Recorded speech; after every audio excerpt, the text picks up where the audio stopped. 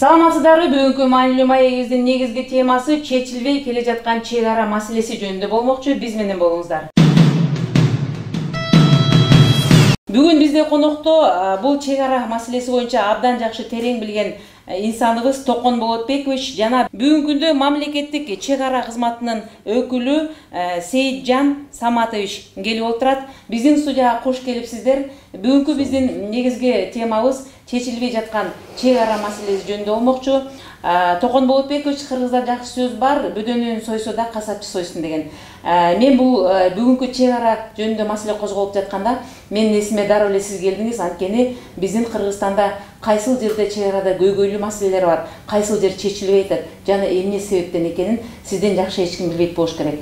Негизи эле чечилбей жаткан чек ара маселеси жөнүндө сиздин оюңуз кандай?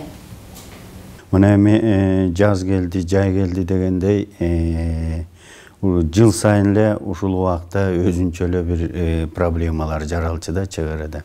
Бул суу маселеси, жайыт маселеси, жер маселеси, ошондой эле баягы чек ара өтмөктөрдөн өткөн проблемалар болот. Мындан тышкары коңшу мамлекеттер менен чек арага жакын жайгашкан элдердин ортосунда дагы кичине баягы түшүнбөстүк көп болот да ушул маалда. Азырда мына өзүңөр билесиңер, мындан бир 4-5 күн мурун Воруктун жолу кайра жабылып 2 күн ошол жергиликтүү губернатордун орун басарлары, аким, жергиликтүү айыл өкмөттүн бийлиги, чек ара кызматынын өкүлдөрү тыгыз байланышта бирге иштешип, мына ошол проблеманы 2 күндө чечти.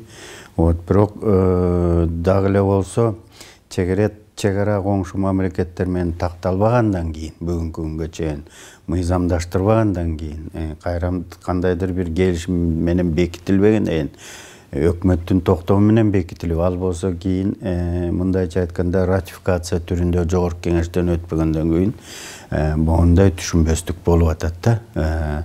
Бирок мындай өкүнүчтүү бир нерсе болуп атат. Ушундай эле түшүнбөстүк, талаш тартыш, анча мынча чыр чатактар болуп келе берген да, буга чейин деле, мындан кийин деле боло берет чек ара такталбагандан.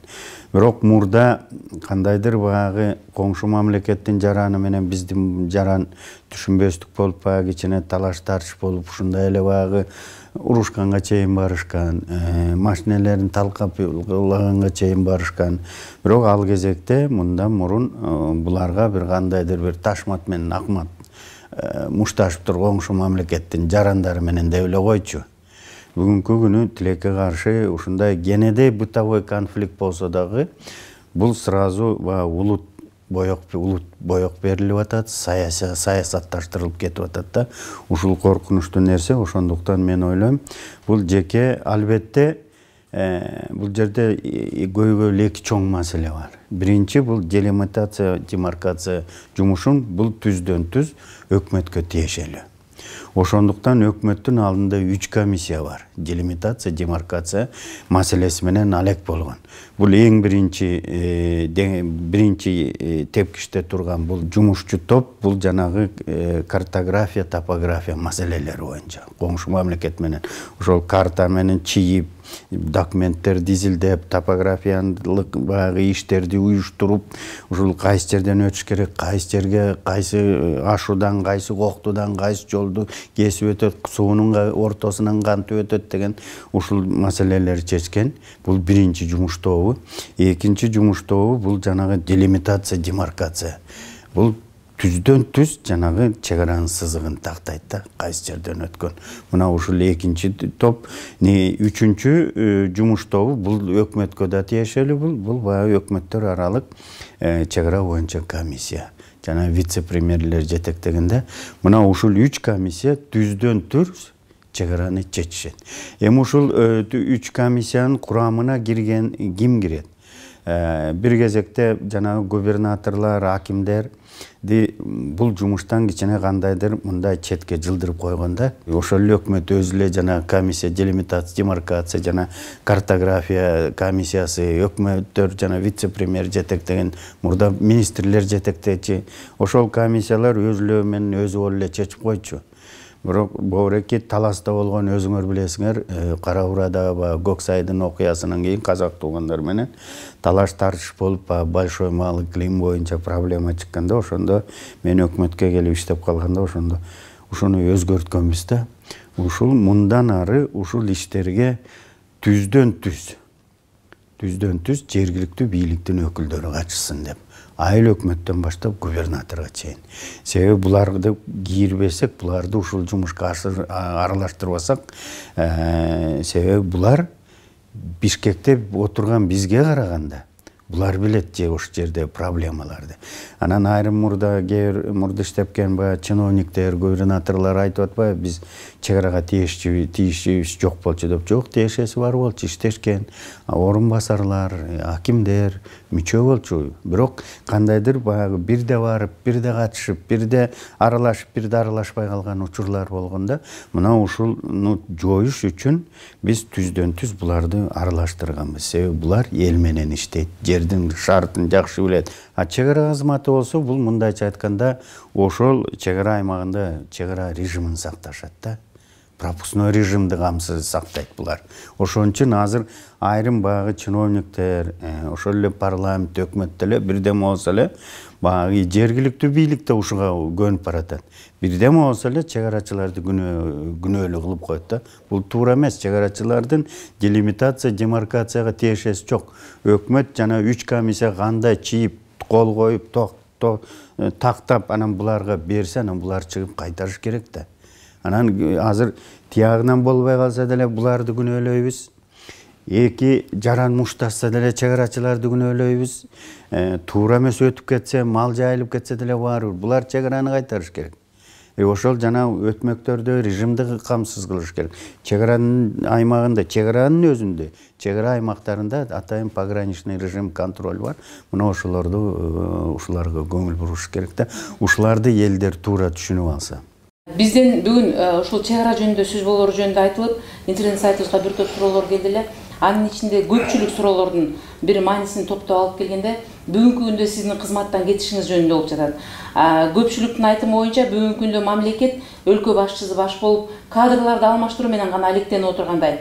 Ал эми биздин негизги жанагы токтогулсуузуна суу калбай бара жатканы, чек ара маселесинин чечилбей жатканы, жана башка олуттуу коомчулук үчүн олуттуу маселелер чечилбей жатат.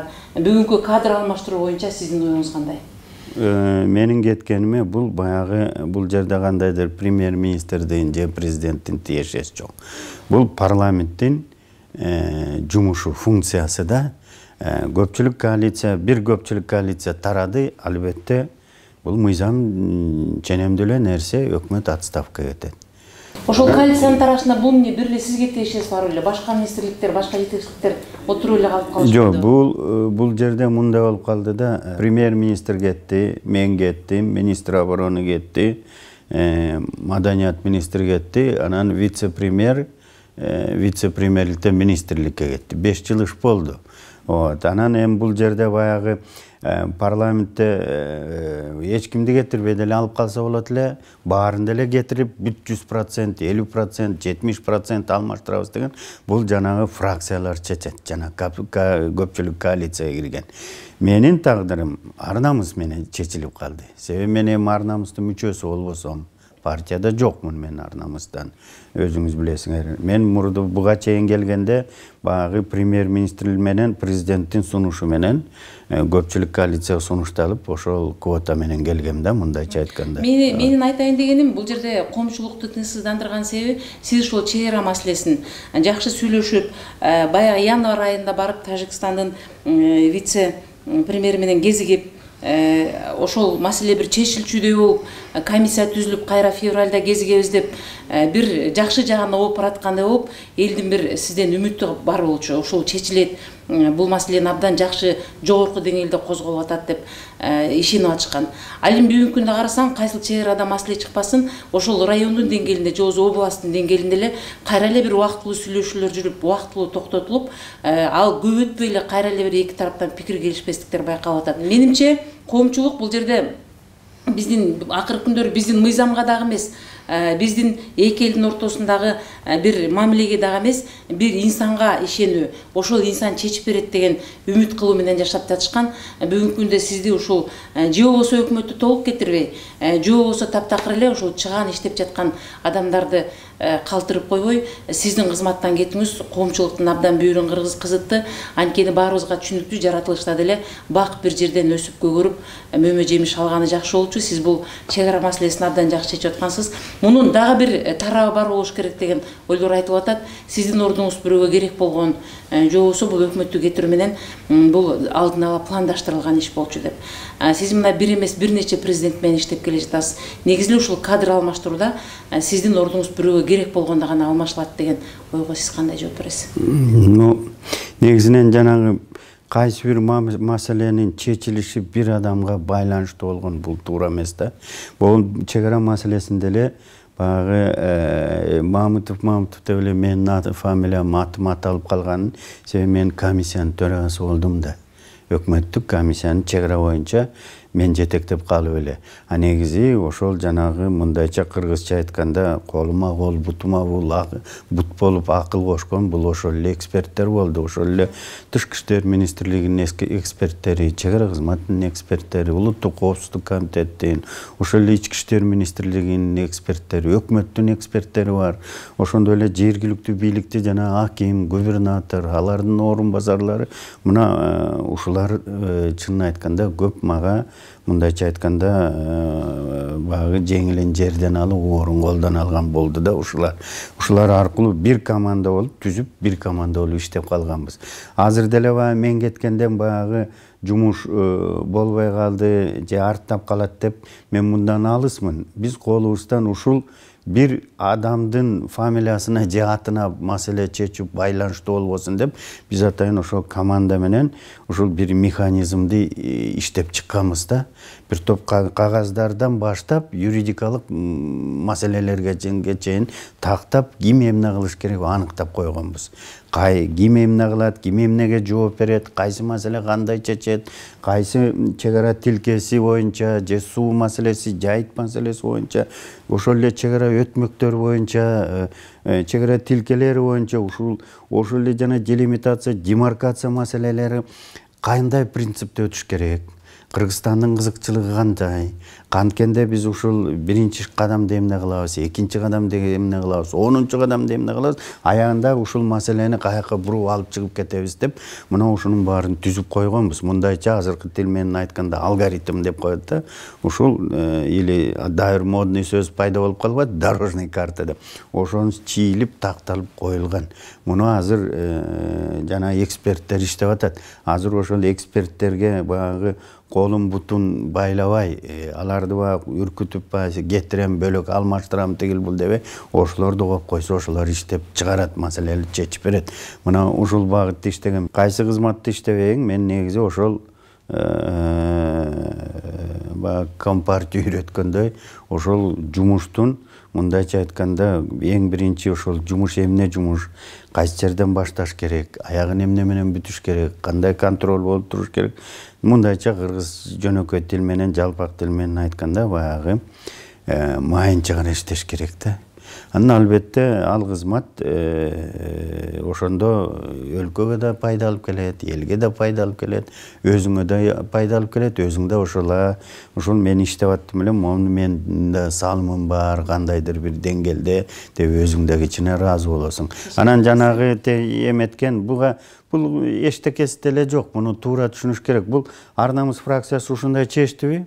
Демек бул Ар намыс фракция өзүнө ушул милдеттеме алды. Эртең ушул маселелер боюнча кандайдыр бир чечилбей же туура эмес жүрүп калса, уже албетте бул жерде дагы эле бүгүнкүдөй чек ара кызматын крайний кылып, күнөөлүү кылып, же президентти күнөөлүү кылып, же атам кимди премьерди күнөөлүү кылбай, уже конкретно бүгүн билет. Бүгүн Ар намыс фракциясы ушундай чечкен. Өзүнө милдеттеме алган, биз чечебиз деп, эми чечсин деп мына ошолордон сурап алса болот. Негизи ушул бүгүнкү күндө парламенттик башкарууга сиздин көз карашыңыз кандай? Анткени деген парламенттик башкарууну бүгүнкү күндө башаламандык аябай көп. Себеби сиз өзүңүз ошол кезде да кызматта иштеп турган киши катары 2009 жылы чек ара маселеси бир топ чечилип, кошуна өлкөлөр биз менен эсептешип, мындай ызы чуу азыраак болгондой байкалды эле. Ал эми бүгүнкү күндө карасаң бир жумада бир жолу сөз жок. Кайсыл жерге барба, кайсыл чек арага барба, ошо бир пикир келишпестиктер жада калса, мына баягы Өзбекстан менен чек арада болгон киши өлүмүнө чейин катталган учурлар болуп жатат.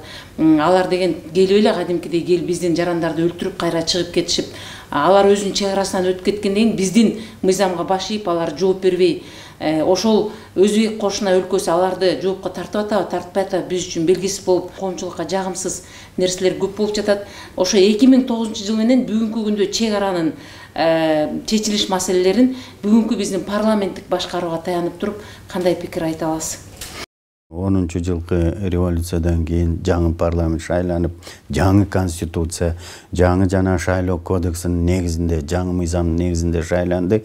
Албетте баары эле жакшы, парламент баарыне гүлдөтүп, жыргатып иди деп айтканда мен алысмын.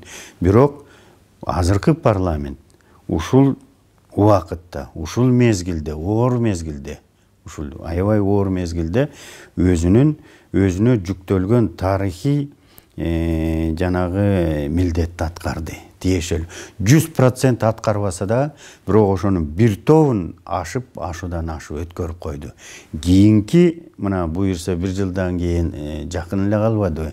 Эмки шайлоодо эмки келген парламент мындан дагы катуу болот. Мындан дагы билимдүү, күчтүү, профессионалдык деңгээли өтө жогору болот. Бирок биз бирок бобуреки парламентти эч качан унутпайбыз. Тарыхта калчу парламент. Анан дайыр нерсени чек арага келгенде, чек ара негизи чек араны тактоо, чек аракты аныктоо, чек ара коопсуздугун камсыз кылуу бул конституция боюнча бул өкмөткө жүктөлгөн да. Бул жерге парламенттин тиешеси жок. Парламент контролдоп турат, сурап турат. Тиешелүү токтомдо мына бул жагын карашыңар керек, бул жагын эске алышыңар керек деп алар айтып турат. Конституция боюнча бул парламенттин милдети. А жана жумушту өкмөт жасаш керек. Өзү жасап туруп, анан бир чек ара кызматына тапшырып, анан чек ара кызматы улантып кетет ошол жумуш. Биз ошо өзүбүздүн эле бир жакшы тарабыбызды биз кайтарып атабыз, биз баарын жасап атабыз деп айтып атабыз. Бирок буга бир далил эл, коомчулук нааразы болуп атпайбы? Алар бүгүн кимге ишенерин билбей атат. Мисалы үчүн буга бир мисал, кечээ эле мына Ысык көл тараптан, Кытай тараптан жана 11 кишинин өтүп келиши.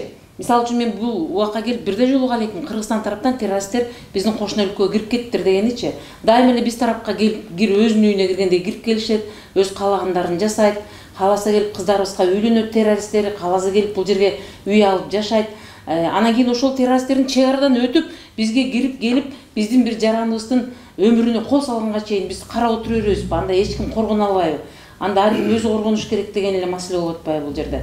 Биз кимге ишенебиз ошол тараптан? Чек арага ишенсек болобу? Бүгүнкү күндө чек ара кызматы толугу менен мүмкүнчүлүгү бар чек араны көздүн карегинде коргогонго. Мамлекет кандай каршыласа ошонун эсебинен биз коргоп беребиз.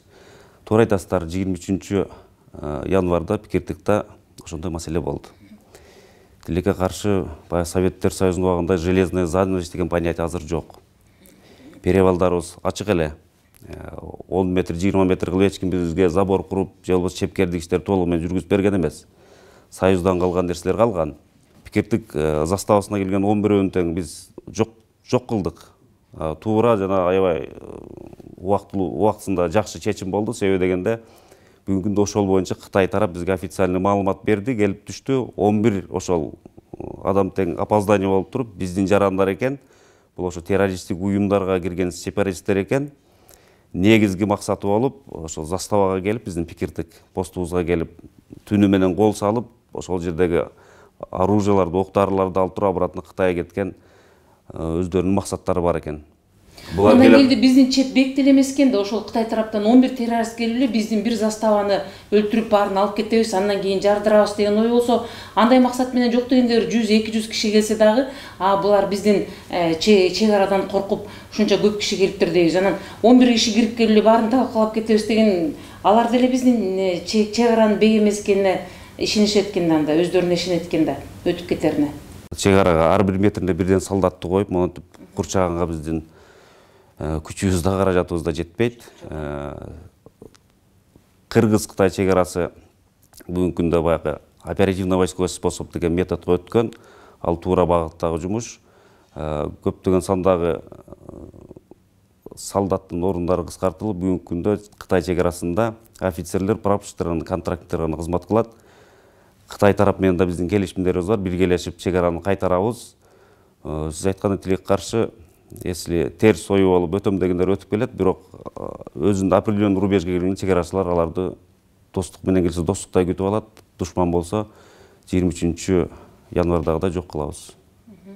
Айтып атпайсызбы, эми чегара жакшы кайтарылбайт го, террористтер өтүп келип атат, жанагындай болуп атат. Эми биринчи бул жерде бир цифраларды такта айтып, элге да жеткирип койсок. Биздин бүгүнкү күнү чегара аскерлерибиздин саны Тажикстандан, коңшу мамлекеттен 2 эсе аз. Мурда 1,7 эсе аз эле, бүгүн 2 эседен да ашык. Себеби бул бир. Экинчи, Өзбекстан менен алса 9 эсе аз. Казакстан менен алса ошондой цифра болуп калды. Мурда 7-8 эле, азыр 9 эсе аз болуп калды. Казакстан 30 миңден ашыгы бар да чегара кызматы. Баягы мен өзүн эле айтып атам. Мындан тышкары ошол чегара кызматына баягы мындайча айтканда приданный, откомандированный, кандайдыр бир усилениега коргоо министрлигинен, ички аскерлеринен, аба аскерлеринен, десантник аскерлеринен, чегара кызматына усилениега коңшу мамлекеттерге берилген. Аларды санаса мындан да көп. Анан булар баягы бүгүнкү күнү ар бир километр или ар бир метрге бирден солдат коюп антип кайтарылбайт чегара. Комплекстүү түрдө кайтарылат. Ага көп акча керек. Акча жиберген учурда дагы человеческий фактор болот. Анан чегараны жалпы эле ушул чегарачылар кайтарыш керек деген бул туура эмес. Чегараны жалпы эл кайтарат. Бул ошол эле айыл өкмөттүн маселеси болуш керек. Ошол эле губернатор, акимдин, ошол эле министрдин, ал айыл чарба министри болобу, транспорт министри болобу, баягы эми авиакомпания болобу, бажы кызматы болобу, баары ушул чегарага жардам бериш керек да. Бүгүн эми мына бизде бул ошол бир эле суроо турат да, чечилбеген чегара маселеси. Бүгүн ошо чегара маселесин кантип чечебиз? Эл тынч уктап, биздин калкыбыз деген мына биз бөлүнгөн жер, биз бул жерден ары өтпөйбүз, алар бери өтпөйт. Бизге эч кандай коопсуздук болбойт деген маселени бүгүн кантип ошо элге чечип бере алабыз? Бул маселе ар бир адам билиш керек. Чегара маселеси бул эки тараптуу чечилет. Сөзсүз түрдө жалгыз тараптуу чечилбейт. Азыр жалгыз тараптуу чечилсе, анда сиз үчөөбүз отуруп алып эле, чыгып эле картадан моундай биздин чегара деп чийип коюп эле, анан оонго катыбызды жиберсек болмок. Бирок аны дүйнө жүзү бир ушулдун да аны кабыл албайт. Экинчи подход болот. Чегара эки тараптуу, 3 тараптуу да чечилбейт. Көп тараптуу, жалгыз тараптуу, эки эле тараптуу чечилет. Кошунаң макул болмоюнча, кошунаң макулмун деп кол коймоюнча тиешелүү келишимге биздин документти эч ким тааныбайт, биздин чегарадын да эч ким тааныбайт. Ушул бул биринчи. Экинчиси, ошол коңшуна менен да отуруп чечкенде, кел чечелик дегенде, эмненин негизинде? Эң биринчи юридикалык документтин негизинде чечиш керек. Кайсы бир 6-чы кылымдын картасын алабызбы, 19-чы кылымдыкын алабызбы, 20-чы, 21-чи же бүгүнкү күндүн картасынбы же документтин негиз кылып алабызбы, ушуну сүйлөшөбүз. Мына коңшу маселелер менен мамлекеттер менен чечилбеген, ушунуга сүйлөшө элекпиз бүгүнкү чейин.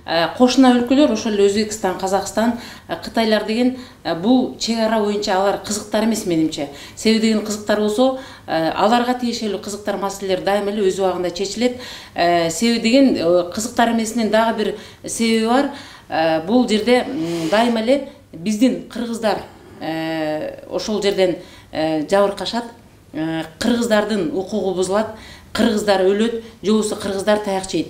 Ал эми ушул убакка чейин угалеким келип туруп, ошол биздин кыргыз границадан барып, ошол чекти бузуп, Өзбекстанга кирип, же болбосо Кытайга кирип, же Казакстанга кирип, алардын жарандарына бир ушундай бир коопсуздук жаралыптыр деген угалеким. Ошон үчүн кошуна өлкөлөр бул нерсе кызыктар эмес, себеби алар анткени тынч уктайт деп ойлоп атам да мен. Анан биз кызыктар болуп аткандан кийин, биздин жарандар ушундай бир ыңгайсыз нерселерге кабылып аткандан кийин, биздин мамлекет эми кантип чечет ошону? Эмне үчүн ошолор сүйлөшүүгө барбай атышат? Эмне үчүн биздин өлкө башчысы биринчи ирет өзүнүн чегин тактап алып, Кыргызстан ал башкарып турган өлкөнүн чеги кайсыл жер, ошону белгилеп алып, ушу маселени бүтүрүп туруп, андан ары ишин улантпайт. Мен бул бир эле мен эмес, коомчулукту да таң калтырат. Коомчулукка айтат элем, ушул милдет чегара дайыр жолу айтат элем, бул өкмөткө конституция боюнча жүктөлгөн. Өкмөт жазаш керек муну. Бул бир. Коңшу мамлекеттер чегара маселеге аларда умтулуп атат. Алар деле жанталашып атат, ушул кыргыздар менен тактап алалык деп. Бирок кантип тактап алалык? Маселе ушунда. Тигилерге керектүү, алардын кызыкчылыгы, өзүбүздүн кызыкчылыгыбызды сактап, ушул Кыргыздан бул территорияны, бул жерди момча 1000 гектар же момча бир сууну алып калсак деген ой менен жанталашып атат. Биз болсо, ошону билип туруп, биз да аларга ошого тоскоолдук бербей, кыргыздын талабын талашып, кыргыздын кызыкчылыгын, биздин да мамлекеттик кызыктуу, ошону сакташ үчүн биз дагы даярданып, ошондой сүйлөшүү жүргүзүшүбүз керек. Анан баягы айрым учурларда албетте биткө чөшүп көйнөгүбүз төрттөбөшүбүз керек. Биз кыргызбыз. Анан жанагы кирип келген бул ал бийликтин коңшу мамлекеттин саясий деңгээли ошол. Элинин да, бийлигинин да деңгээли. Жанагы чуркап келип, баягы коңшу биздин территорияны атып атканы, биздин территорияны басып келип, өзүңөр билесиңер, элибизди даже колу бутунан койчо сүйрөп кеткени, бул алардын мындайча айтканда жетишпегендиги, кем акылдыгы, саясий маданиятсыздыгы, саясий эл аралык маданиятсыздыгы. А биз аларга теңелбешибиз керек. Биз бирок ошол эле баягы оң жакка чапса сол жагыбызды тосуп бербей, айрым учурда бизде баягы кыргыр көзүп туруп, мындай айрым учурда чынын айтканда жана элге де мени Мамытов эшикти ыргыта теппейсиңби тажиктин эшигин, өзбек менен түнстөлүн бычырата мушту менен бир чаппайсыңбы деген, ал сүйлөшүүлөрдө эмес. Жанагындай учурлар, фактылар болгондо, мына өткөндө кирип келип бизди атып, биздин чегарачылар туруп көргөзбөдү өзүнүн эрдигин. Ошол эле жана сиз айтып аткан 23 январда пикиртикте кирип келгендин баары, мына ошондо өкмөт тарабынан президенттин, премьердин буйругу менен мен жетектегем ошол өкмөттүк штабты ошол боюнча. Ошондо ушуларга мен ачык айтайын, ошол булар сунуш киргенде, момундай эмне кыласыңар, момундай ситуация болду, кеч кирип баратат, азыр качып кетет, жер таппай калабыз дегенде, ошондо мен колдоп, мен ушулар менен, ушулардын жетекчиси менен бир болгом. Курал колдонгонго уруксат берген өкмөт тараптан мен болгом ошондо. Аны мен бүгүн деле айтам, ошондо эле айткам, азырда. Анан булар аткарды өкмөттүн берген тапшырмасын. Сейитжан Саматович, мынакей дагы бир суроом сизге. Бүгүнкү күндө эми биз кантип ушу мен бүгүнкү менин көрүүчүлөрүмө, ушу менин интернет сайтымдын көрүүчүлөрүнө, областтык телевидениялардын көрүүчүлөрүнө, көбүнчө ошо областтарда ошол чек ара маселеси. Кантип ошолорго деген кепилдик бере алабыз?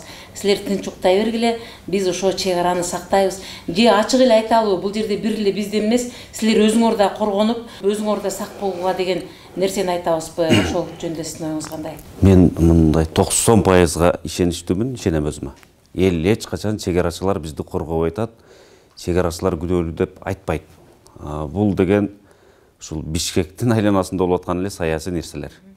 Кээ бир өкмөттүк комиссиялардын жетекчилери, өкмөттүк комиссиялар өзүнүн жумушун так аткарбай, чек арачыларга шилтеп коймой ататы акыркы убактарда көп көбөйдү. Ошого биз чек арачыларга жол бербейбиз. Эл менен биз тыгыз иштеп атабыз. Баткен областында 100% мен сизге кепилдик берем. Эл менен барып сүйлөшсөңүз болот, чек арачыларга ишенишет, чек арачылар менен бирге ишти кылат. Жогоруда айтып кеттик, чек арачыларга чек араны тактап бериш керек. Делимитация, демаркация процессин бүтүрүп, биздин колго документ бериш керек. Мына картаң, мына описаниясы, мына альбом схемасы, мына биздин эки өлкөнүн договору, ушул чек араны кайтарасың деп. Ошону биз кайтарып бергенге ар дайым эле даярбыз. Ошого биз кепилдик бере алабыз. Анан чек араң такталбай эле ушул жерден өтүш керек. Ушул жерден бул жагын сен кайтарасың, бул жагын сен кайтарасың, биз макулбуз, тажик тарап же өзбек тарап макул эмес, же башка өлкө макул эмес. Эми ким күнөөлүү ошо чек араны такталбаганда ким күнөөлүү? Атайын комиссия миллиондогон акчаларды жеп атат. Делимитация, демаркация боюнча комиссия бар. Анын астында дагы 2 подкомиссия бар. Токомболотбек айтып кетти. Ошол кишилер жооп бериш керек. Миллиондогон акчалар кетип атат. Ошол юридический основасын табыш керек. бизге чегараны тактап бере турган ошолор. Өкмөттүн деңгээлинде чечиле турган. А сиздер тараптан талап кылынып атабы ушу чегараны бизге тактап бергиле, биз ушул силер тактап берген чегараны биз коргойлу деп? Бир айда бир 100 кат кетсе 90 ошол маселелер боюнча кетет. Биз анализдерди өткөрдүк, талдоолорду, көптөгөн документтерди биз изучение кылабыз. Ошол эле комиссиялардын курамында биздин чегарачылардын арасында мүчөлөр бар. Ар бир чогулушта ошол чегара маселеси боюнча биз айтабыз, делимитация, демаркация процессин тездетип бүтүрүп бериңиздер. Ошол маселе бүтөт, бир 95%га баягы болуп аткан келишпөкчүлүк чыр-чатактар токтойт. Менимче, ушу кошуна, биздин кошуна өлкөлөр ушу чегараны такталышына кызыктар эмес. Анткени деген алар бизге кылган мамилеси ошондой болуп жатат дагы, ал эми башка кошуна өлкөлөргө же болбосо башка нерселерге мындан олуттуу нерселерди, өзүнө керектүү нерселерди бүтүрүп аягына чыгарып аткан учурлар көп эле байкалып жатат. Мисалы үчүн газ, суу өздөрүнө бир коомчулугуна, өзүнүн өлкөсүнө керектүү маселелер. А биздин ушу биз эки ортодо турган Кыргызстан менен Өзбекстан, Кыргызстан менен Казакстан, ошол өлкөлөрдүн өздөрүнүн кызыкчылыктары жок деген нерсеге сиз кандай көңүл бурасыз? Мында экиге бөлүп алсак, Казакстан менен бизде бир 3 жерде эле проблемабыз калды. Буюрсал проблемалар деле көйгөйлүү маселелер чечилет. Таластагы большой малый иклим, бул жер Токмоктогу 800 метр жерибиз калды, алар чечилет. Казакстан менен болуп аткан сүйлөшүүлөр жогорку деңгээлде, жогорку дипломатиялык деңгээлде сүйлөшүлүп атат. Алар менен маселе жок десек болот. Биздин айткан сөздөр гынанып, жакшы келишимдерге келип атабыз. Бул Өзбекстан менен Тажикстанды айта кете турган болсок, мен ушу Токомболотович айткан сөздөргө ынанам. Бул өздөрүнүн мамлекетинин ичиндеги режими дагы башка билесиздер да. Анан бизде демократия, аларда элин толугу менен бийлик башкарат. Бийлик өл десе өлөт, тирил десе тирилет. Бийлик өзү ошол иш-чараны жүргүзүп атат.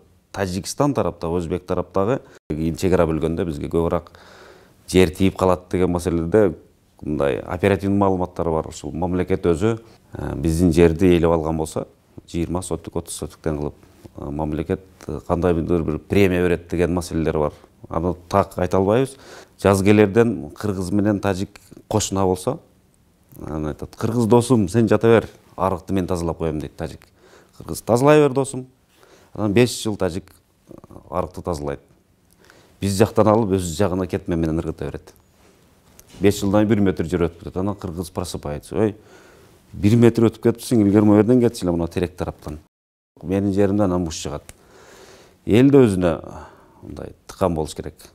Өзүнүн арыгын өзү тазалаш керек. Чегарачылар менен бирге болуш керек. Биз дагы чегараны мындай эл каалагандай кайтарып беришибиз керек. Бүгүн бизге жеткен маалымат боюнча, мисалы үчүн ошо чегарада турган тажиктер менен кыргыздардан, Кыргызстан тараптан көптөрү тажап, жанагындай пикир келишпестиктен же суу ала албай, бүгүнкү күндө кыргыз тараптан көпчүлүк тургундары шаарга, Россияга жана башка жактарга көчүп кетип жатышканы маалым болуп, ал эми тажик тараптар өз тарабында белгилей турганы айтылат да. Анан ушинтип отуруп деген ошо чегарада турган биздин кыргыз жарандардын баары көчүп кетип андан кийин ал жерибиз бош кала турган коркунучу жокпу? Бул ички миграциялык коркунучу боюнча маселени 91-жылдан бери көтөрүп келишет. Өтө чоң маселе. Бир 10-15 жылдан кийин биз кечигип калышыбыз ыктымал. Бул мен жеке оюм. Бул мамлекеттик чегара кызматынын ой эмес.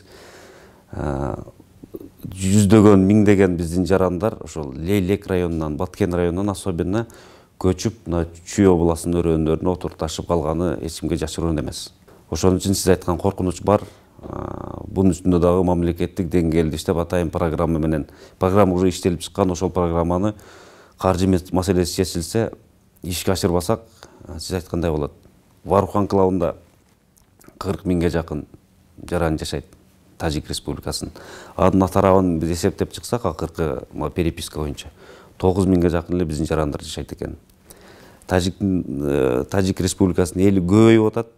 Ошол отурукташкан анклавдын ичинде батпай, ошол баягыдай аргасыздан дагы биздин жерлерди ээлеп атат. Ээлеп алган жерлеринде биздин жарандар бар, отурукташайлы десек, биздин саныбыз жетпейт.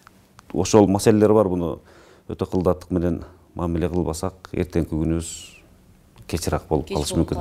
А эгерде бүгүнкү күндө ошол биздин чекти белгилеп чегара кылып берилсе, ошо тажик жарандары ошентип жанагынтип өтүп келип, биз тарапка үй салып, же болбосо ошондой бир чек, ошол жерде эл жашайбы, жашабайбы, чегара белгиленип турат эле да, Чегараны белгилеп, чек арасы толбасы бар.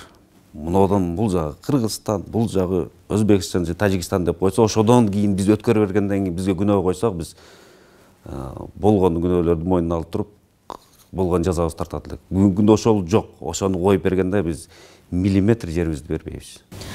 Деги эле бүгүн биздин өлкөбүздө суу, газ жана чек ара маселелери, олуттуу маселелер болуп турат. Биздин интернет багытыбыз бүгүнкү күндө ошол маселелерди коомчулуктун пайдасына бир аз да болсо бир чечилип, бир аз да болсо өкмөт башындагылар, өлкө башындагылар угуп, бир ойго, бир чечимге келет деген үмүт менен бүгүнкү ушу сүйлөшүүлөрдү алып барып атабыз. Бүгүн бизде студияда экс-премьер-министр Токон Болотбекович жана бүгүнкү күндө чек аранын өкүлү Сейитжан Саматовичтер болду. Мындан ары да биздин өлкөбүздүн көйгөйлүү болгон маселелерин козгоп, конокторду чакырып турабыз. Ал эми сиздерге болсо чоң рахмат, бүгүн келип коомчулукка жакшы маек куруп бергениңиздерге. Сиздер менен Үмүт Маканбетова болду. Кайрадан кезиккенче саламатта болуңуздар.